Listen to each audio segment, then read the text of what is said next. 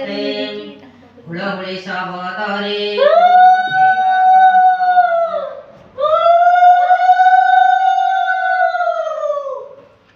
ଦେଖି ଉତ୍ସବ ରୀତି ବିଧାତା ନନ୍ଦନ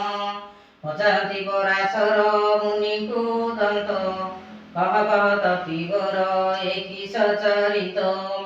ବ୍ରାହ୍ମଣ ଚଣ୍ଡାଳ ଆଦି ସମସ୍ତ ଜାତିରେ କରୁଛନ୍ତି କି ଉତ୍ସବ ଆନନ୍ଦ ମତିରେ କେଉଁ ବ୍ରତଟି ଉପାସ ଏହା ନାମ କରନ୍ତି କାହାକୁ ପୂଜା ତାର କି ନିୟମ ଏହା ଶୁଣି ପରାଶର ହୋଇ ହସ ହସ କହନ୍ତି ବଚନ ଧୀରେ ଶୁଣ ବିଧି ଶିଷ୍ୟ ଏଧାନ ମାଣିକା ଗୁରୁବାର ଯେ ଅଟଇ ଲକ୍ଷ୍ମୀ ଦେବୀ କର ପୂଜା ଏ ବ୍ରତ ଅଟଇ ସବୁ ମାସ ନାମ କରେ ମାର୍ଗଶିର ସାର ତହିଁରେ ପଡ଼ଇ ଯେଉଁ ଯେଉଁ ଗୁରୁବାର ଲକ୍ଷ୍ମୀଙ୍କର ପ୍ରିୟ ସେହି ବାରମାନ ଜାଣ ସବୁଠାରୁ ଆଦ୍ୟ ଗୁରୁବାରଟି ପ୍ରଧାନ ଏକ ଦିନେ ଶୁକ୍ଳ ଦଶମୀ ଗୁରୁବାର ପଡ଼ିଲେ ସୁଦଶା ବ୍ରତ ହୁଏ ସେ ଦିନର ଲକ୍ଷ୍ମୀଙ୍କର ଅତି ପ୍ରିୟ ଅଟଇ ସେ ବ୍ରତ ଏହା କହି ପରାଶର ହେଲେ ମନ ବ୍ରତ ତାହାଙ୍କୁ ପୁଛିଲେ ପୁଣି ବ୍ରହ୍ମାଙ୍କ କୁମର ଲକ୍ଷ୍ମୀ ବ୍ରତ କରିଥିଲେ ମତେ କେଉଁ ନର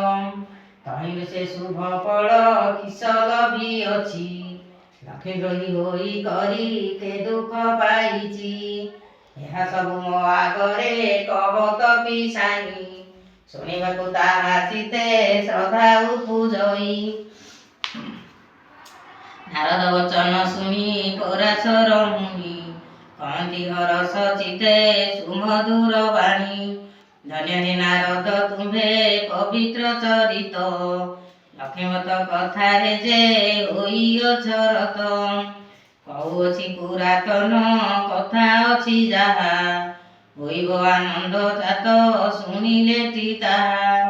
ଏକ ଦିନେ ଜଗନ୍ନାଥ ପାଶେ ଲକ୍ଷ୍ମୀ ଥିଲେ କରପତ୍ର ଯୋଡ଼ି ନ ତାଙ୍କୁ ଜଣାଇଲେ ଆଜି ମୋ ବାରର ବ୍ରତ ପଡ଼ିଲା ଗୋସାଇଁ ତୁମେ ଆଜ୍ଞା ଦେଲେ ନଗ୍ର ଭୁଲିଯିବି ମୁନି ଗୋବିନ୍ଦ ବୋଇଲେ ଲକ୍ଷ୍ମୀ ନଗ୍ର ହିଁ ଭୁଲିବ ଦଶମୀ ପାଳନ ହର୍ଣ୍ଣ ବେଗେ ରାନ୍ଧି ଦେବ ପ୍ରଭୁଙ୍କ ମୁଖରୁ ମାତା ସମସ୍ତ ଶୁଣିଲେ ବସ୍ତ୍ର ଅଳଙ୍କାର ମାନ ଯତନେ ପିନ୍ଧିଲେ ନାସିକାରେ ନବରତ୍ନ ବସଣି ଖଞ୍ଜିଲେ ଚଉସ୍ତରୀ ରତ୍ନ ମାଳା କଣ୍ଠେ ଲଗାଇଲେ କରରେ ବାହୁଟି ରମ୍ୟ ବଳୟ କଙ୍କଣ ସୁନା ସୁତା ମାଣିକା ପଦକ ଆଭରଣ ରାଜେଣୀ ନୂପୁର ମାତା ପୟରେ ଖଞ୍ଜିଲେ ଏପରି ନାନା ଭୂଷଣେ ପ୍ରବେଶ ହୋଇଲେ ଯେବଣ ମାତାଙ୍କ ଅଧିକାର ତିନି ପୁର ଆଭରଣ କେତେ ମାତ୍ର ଦେବା ପଟାନ୍ତର ଶୁଣ ହେ ନାରଦ ମୁନି ହୋଇ ଏକ ଚିତ ବୁଢ଼ୀ ବ୍ରାହ୍ମଣୀ ରୂପକୁ ଧରି ଜଗନ୍ନାଥ ପ୍ରବେଶ ହୋଇଲେ ଯାଇ ସାଧୁର ଦୁଆରେ ସାଧବାଣୀ ଉଭା ହୋଇଥିଲା ସେହିଠାରେ ତାକୁ ଦେଖି ମହାଲକ୍ଷ୍ମୀ କହନ୍ତି ବଚନ